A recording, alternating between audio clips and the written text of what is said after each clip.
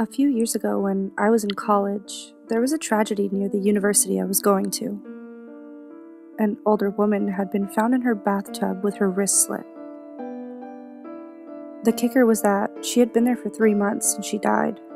So, she had just been sitting in a bathtub full of congealed blood for months, just rotting. Apparently, the stench was so bad that the neighbors had finally decided to confront her about it, only to find out that the owner had committed suicide. The house was cleaned, her possessions were sold, and the bathtub was replaced. It was on the market for a while, but the real estate agent had to be very upfront about the tragedy, so no one wanted to buy it. The price had dropped pretty far my senior year, which was lucky for me since I had just had a falling out with my roommate, so I bought the house. Now, I believe in ghosts, and I have ever since I was a child. Fortunately, I wasn't exactly scared by the idea of being haunted by this woman. She seemed more tragic than anything, and I doubted she'd be malicious. It didn't take long for our activity to start.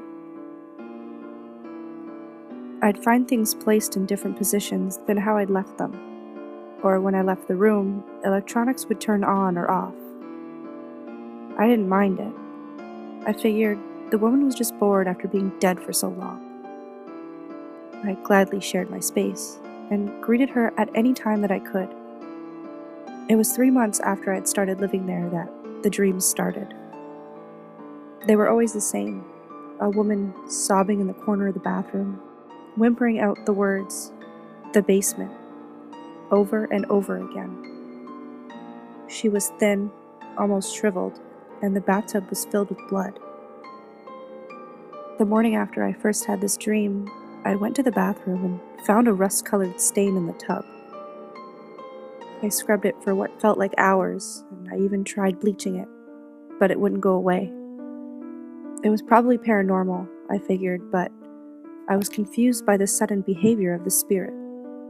It didn't make any sense, especially the dream.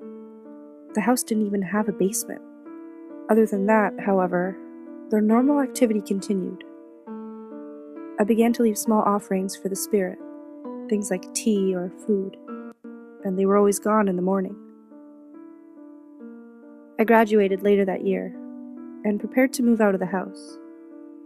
I had been cleaning out the hall closet when I came across a strange trap door under the boxes that I had piled on top of it. Not really thinking, I hefted it open and lowered myself down the ladder that was inside. The first thing I noticed was it stunk. It stunk really bad. The second thing I noticed was it was furnished. There was an old bed, some armchairs, and a lamp. I figured it was probably just the past residents' forgotten items. I turned around to leave and heard a crunch under my foot. When I looked to see what I had stepped on, I realized I recognized it. It was a small porcelain plate that I owned. I quickly surveyed the area and instantly found more things of mine. There were dishes, silverware, clothing, even wrappers and half-eaten pieces of food that I had bought. I felt queasy all of a sudden. I got out of that basement as quickly as I could. That night I stayed with a friend. I had called the cops about the basement, and I was called into the station the following day. The first thing that they told me was that someone had been living there, but they didn't find them. I was upset by this, obviously, and I felt completely violated by the fact that there was someone else in my home. The second thing that they told me shattered the previous feeling and shook me to my core. They had found 20 bodies under the basement floor. They said they were all wrapped neatly in plastic, which stopped the smell of rot from spreading as quickly. All of them were women, and they all seemed to have been drained of blood. It appeared as if that they'd been dragged through a tunnel that connected the basement to the nearby woods on the border of my backyard. It was horrifying, but even more horrifying was the epiphany I had. The woman had not committed suicide. She'd been killed by an unseen roommate.